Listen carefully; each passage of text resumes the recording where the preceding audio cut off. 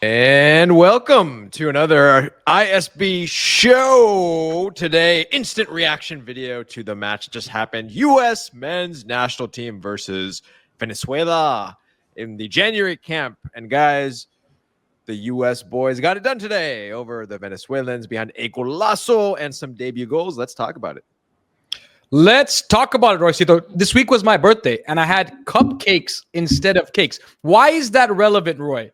Because it's Camp Cupcake, my friend. That's Cupcake. Why do they call it Camp Cupcake? Because all the players come from MLS. That's why, Roy. Well, it's a cupcake league, you know? Ooh, shots fired. We'll get into that later, but let's talk about the game, boys, because there was some good stuff in this game, starting with Jack McGlynn's golazo, and then Can a you couple say his game boys. one more time? I think you didn't say it properly there. With Jack McGlynn, right? McGlynn, yeah. He's What do you think Irish. I said? Apparently, he can play for Ireland, too. He's still eligible to play for Ireland, I think. Yes. But I think he's going to play for the U.S. because, boy, he had an incredible game. Also, the Irish national team is not in the best shape that it's ever been in right now, currently. So he probably they could actually use him. I don't know if the U.S. can, but Ireland could use a player like Jack McGlynn at this point. Okay, so what do you guys think of the game? Right. Honestly, so there's two pieces to it, right? Was it messy? Yes. Was it disjointed? Yes. With a lot of mistakes? Absolutely. But I like the intensity. I like the way they attacked. They played with a lot of pace, I thought, Roy. And the biggest thing I enjoyed was they didn't try to build out of the back. He knew this team can't build out of the back, so they conceded possession to Venezuela, which I thought was a smart move. Concede possession, take advantage of mistakes, and when they countered, they were interesting. They weren't always clean, but they were interesting and scored some great goals. Ultimately, Roy, I'm okay with the performance. Yeah, it was funny to watch because it looked like a bunch of Gyasi Zardes out there in his prime of poor touches. Do you guys remember how bad Gyasi's first touch was?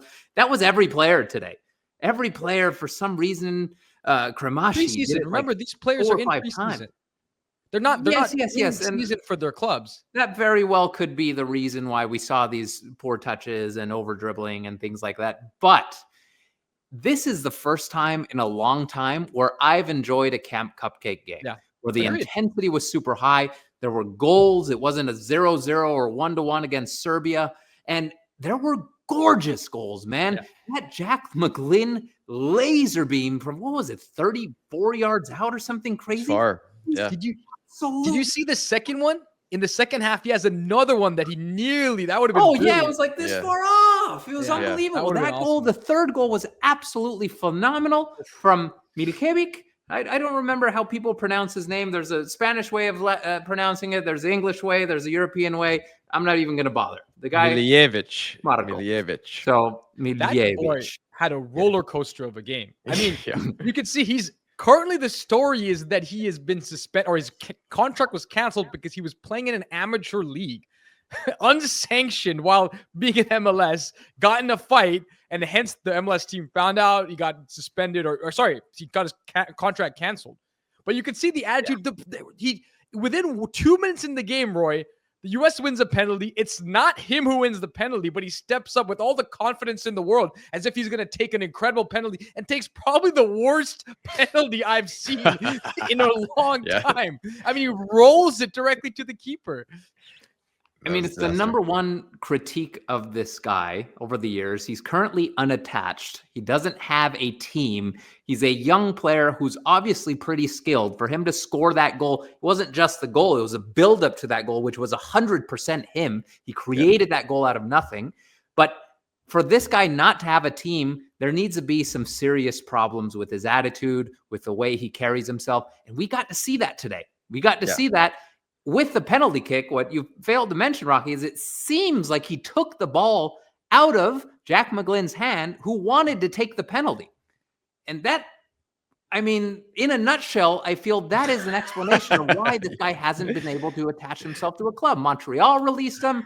Newell's released him. Albeit he did pretty well for Newell's, but what an interesting player, man. When you step up, when you take the ball from someone else, you better have at least a decent penalty. But my goodness, that was a horrendous penalty. You know what's kind of you know what's kind of funny is actually he, in a way, inadvertently, he also set up Patrick Agyemang's goal, right? Because he he basically it was lucky. It was lucky, but still, like, he could run forward.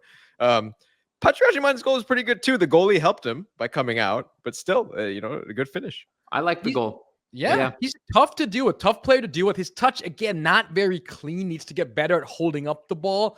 But look, he was a menace for the defenders. They had trouble dealing with him. Within 2 minutes, they fouled him in the box to win that first penalty. So there's potential there, Roy, but how many times have we talked about these athletic forwards for the U.S. who have potential, but never quite clean up their touch and don't become what they could be?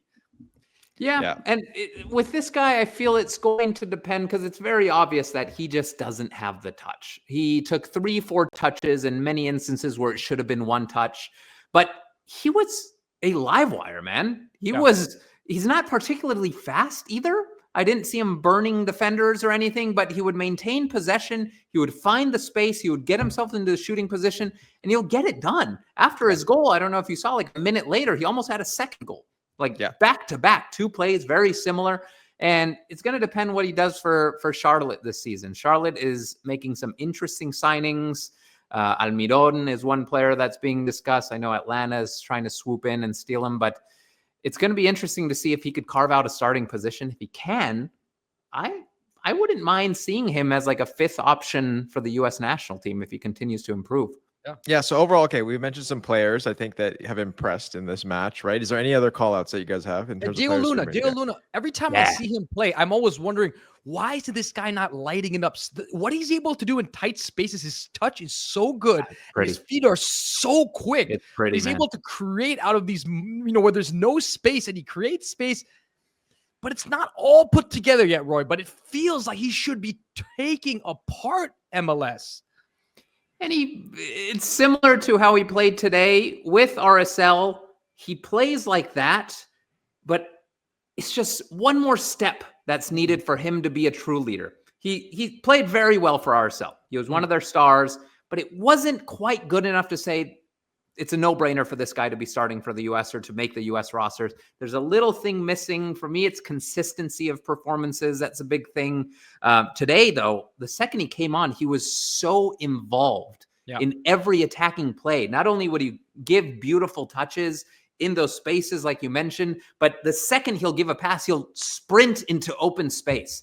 Nobody else was doing that in the entire game. But I love how he played. I really liked how Miles Robinson played. I know we should expect it of him in a game like this. He's a guy who's been playing for the main national team for years, but he has some excellent recoveries. He had that 1 slide tackle to stop the 1-on-1. I thought he was a solid performer, and he almost had his goal. So that's another guy. Fine. I thought Campbell was fine. I wasn't that impressed with the backline. Shaq more some mistakes, I thought. So, especially in a game like this, I think you expect your backline to be really solid, and they weren't really solid. So I'm a little disappointed. To be honest, that's where my question marks were, in the back. I didn't see anyone emerge where I say should be on the main national team. Miles Robinson, yes, but he's there already. Yeah, you saw it from the goal, right? A couple players just looking at each other. Actually, I think Miles Robinson and Shaq Moore kind of just looking at each other, being like, wait, who's supposed to get that guy? And the guy was wide open to put the ball in. But overall, I think this is a pretty impressive performance, guys, by the U.S. men's national team. We shall see. We shall see what happens in the next match, and we will take it from there. But I think, as Roy said, Roy, you and I were at the Serbia match. We're in the stands, and we should have been at this match in Miami instead, right? That's where we should have been. The style of play, man. That's the star of the show today. It's the style of play. It's not this boring bear halter ball that's being forced down the players' throats, which is possess, pass around the back, wait for the space to open. It's not a sleeper. This was high energy. It was super tactically focused on creating attacking opportunities. It's something we haven't seen in this camp, but for the entire national team in a long time. Yeah, Pochettino ball, right, boys? I'm liking it so far. It was fun. Finally, we're having fun again, Roy. Yeah, we are having fun. The team is having fun. We're having fun here on the show. So for those of you enjoying these videos, please subscribe to the channel. Let us know what you thought about the U.S. men's national team's performance. We'll get another one, right, guys? Very shortly. But until next time, vamos, USA. Woo! By the way, that field in Miami didn't look that great, guys. I think Messi's not going to be very happy about that.